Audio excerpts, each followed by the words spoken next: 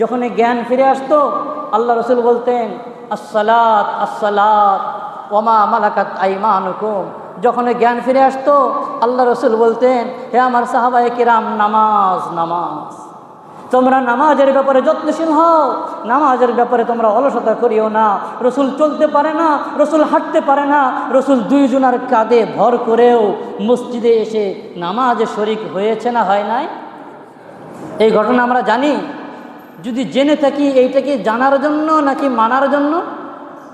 এটি কথা বলা লাগবে, জানার জন্য নাকি মানার জন্য?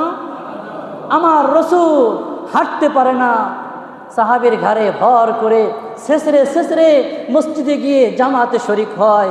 ও আমার ভাই, আমার কি অজুহাত, আমার কি সমস্যা? মসজিদে আজান হয়ে যায়, আমার খবরও থাকে না মসজিদে আসার। মসজিদে আসবো তো দূরের কথা, নামাজটা আদায় করব, অনেকে এমন আছে নামাজটাও আদায় করে না।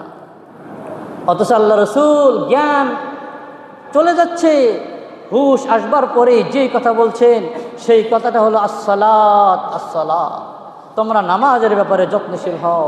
আমরা যদি নবীজির সিরাহকে মানতে চাই, নবীজির জীবন আদর্শকে মানতে চাই, সর্বপ্রথম এই আদর্শ আমাদের মানা উচিত যে আমাদের যতক্ষণ হায়াত আছে, যতক্ষণ শ্বাস আছে, যতক্ষণ আমার সক্ষমতা আছে, আমি নামাজ ছাড়ব না। সকলে বলি ইনশাআল্লাহ। কে কে নামাজ ছাড়ব না হাত তুলে আল্লাহকে দেখায়।